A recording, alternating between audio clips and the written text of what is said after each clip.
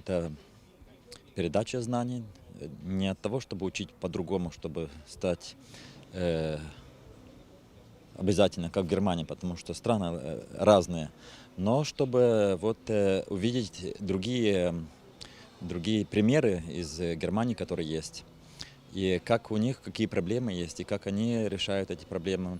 То есть наша задача была, чтобы вот конкретно чтобы было у журналистов возможность конкретные вот не только чтобы слышали лекции, но они обсудили и как конкретные упражнения, чтобы видели на конкретные примеры, как люди в другом стране решают эти проблемы и именно где эта проблема.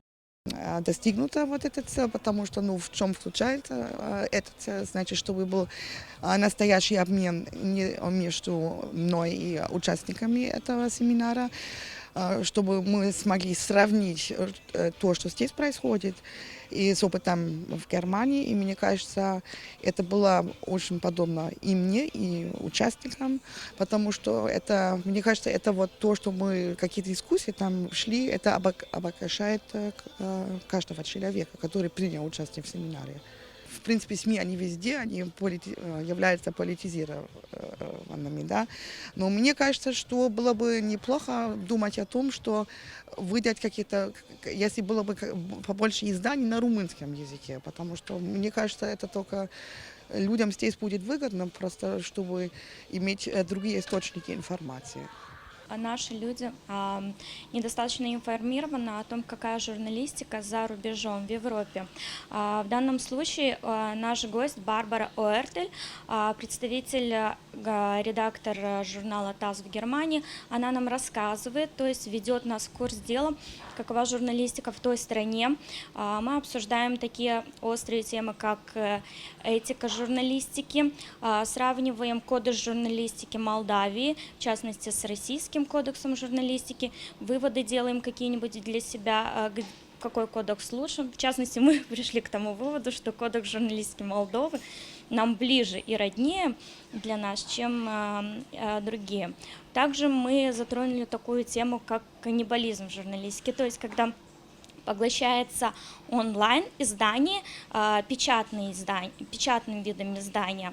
И был острый такой момент, мы не могли определиться, стоит ли изданию, который в печатном виде издается, делать онлайн-версию. Ну, так и не пришли однозначные версии, но, наверное, все-таки стоит для популяризации. Семинар проводят эксперты из Германии, довольно-таки больших известных изданий, поэтому опыт достаточно большой. Они делятся своим опытом работы в Германии.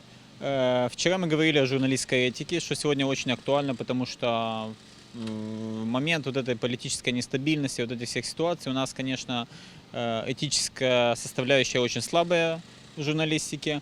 А сегодня мы изучали проблемы, возможности развития онлайн-СМИ. Сегодня это очень актуально, потому что практически газетных СМИ у нас не осталось, в основном идут онлайн-СМИ.